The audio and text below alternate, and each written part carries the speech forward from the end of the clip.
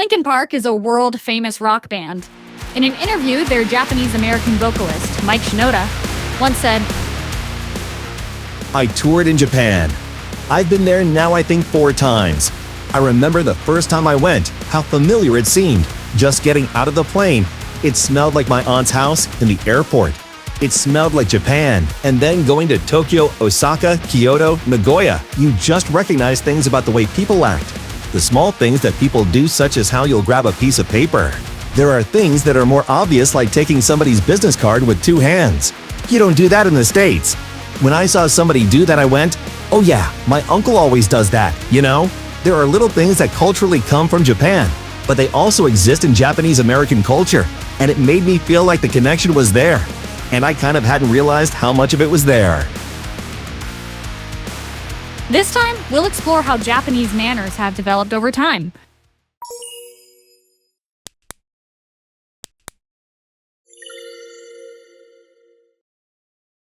In Japan's elementary and middle schools, academic achievement is emphasized alongside values like consideration for others and cooperation within a group.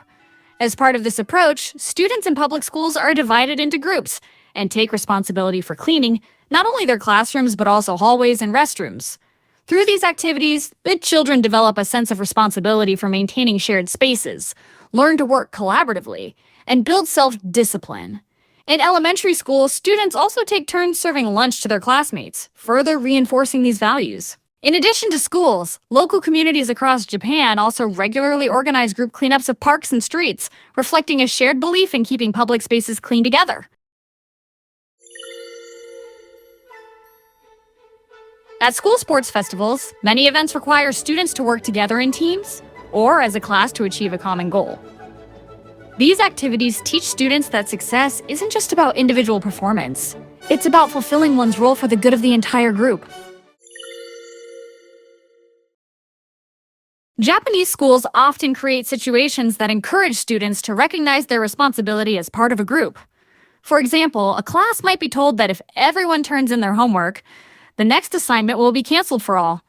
This kind of system helps students understand that an "as long as I'm fine" mindset can negatively affect the whole group, and it promotes accountability to others.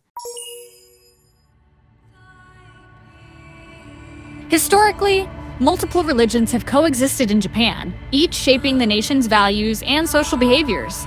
Unlike many countries, Japan has not been colonized by foreign powers over the past 2,000 years, allowing its cultural and religious traditions to evolve continuously without major disruption. This has contributed to a unique consistency in Japanese behavior and customs. While about 60% of Japanese people describe themselves as having no religion, this usually just means they don't belong to a specific religious denomination. In reality, many aspects of daily life in Japan are deeply influenced by religious traditions, often without people even realizing it. Below are some of the most influential religious teachings that have shaped Japanese values. Shinto emphasizes living in harmony with nature and showing respect for ancestors. It teaches that gods exist in all things, and that purifying spaces is important, an idea that forms the basis of Japan's focus on cleanliness and hygiene. One of the most common tools for purification is salt. For example, people sprinkle salt on themselves at the entrance after attending a funeral to ward off impurity. Some shops also place small piles of salt by their doors for the same reason. Salt also plays a key role in sumo. While often seen as just a sport, sumo has its roots in Shinto rituals, and when wrestlers throw salt into the ring, it's actually a sacred act to purify the space. Introduced to Japan in the 6th century, Buddhism became deeply rooted in society and helped shape values such as compassion and social harmony. Its emphasis on empathy and mindfulness toward others laid the groundwork for many aspects of Japanese interpersonal behavior. These ideas were already reflected in the 17-article Constitution of 604 AD, which stressed the importance of cooperation and harmony within society. From the medieval period onward, Confucianism had a strong influence on the values of the samurai class. It emphasized filial piety, respect for hierarchy, and the importance of self-discipline and moral development, values that later spread throughout Japanese society and remain influential today. A branch of Confucianism, Neo-Confucianism, was officially adopted by the Tokugawa shogunate as a tool for social governance. It emphasized loyalty, propriety, and order, Values that blended with Bushido the way of the samurai and helped shape the foundations of Japanese manners and etiquette that continue to influence society today.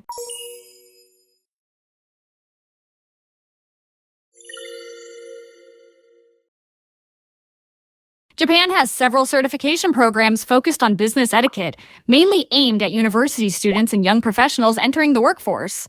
Study guides and textbooks for these tests are widely available in bookstores, and over 10 million people have taken these exams to date. The presence of these certification programs reflects a broader cultural value in Japan. Politeness and proper behavior are highly regarded. As a result, it's common for Japanese companies to offer formal business etiquette training to new employees.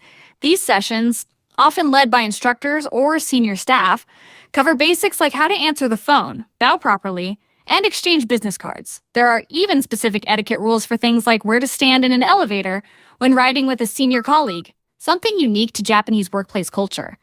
In particular, during the 1980s, many companies placed strong emphasis on business manners. As a result, today's middle-aged and older professionals who were trained during that era tend to place great importance on these customs.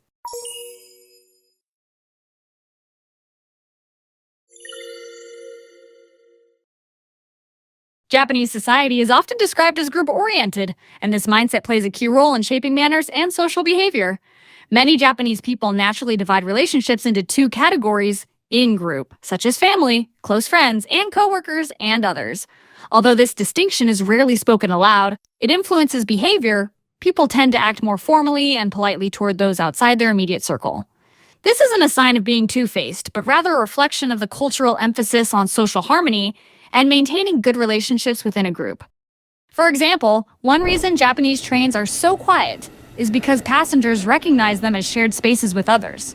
From a young age, children in Japan are often taught by their parents to stay quiet in public places, and over time, this becomes second nature. It's often said that Japanese people don't express their opinions, but this is usually because they prioritize not making others uncomfortable. Rather than being silent, they may hold back from stating their views too directly out of consideration for the listener. This can be seen in situations like interviews. While people from other cultures might look directly at the interviewer and speak confidently, Japanese interviewees sometimes glance at friends or others nearby during their response. This subtle behavior can be interpreted as an unconscious check to make sure their opinion doesn't conflict with the values of those around them. In traditional Japanese sports like judo, kendo, and sumo, athletes tend to avoid outward displays of emotion, such as victory poses, even after winning a match. This restraint stems from the values of Bushido, the samurai code of honor, which teaches that true strength includes showing respect for one's opponent. The idea that winners should remain humble and honor the defeated continues to shape the culture of these sports today.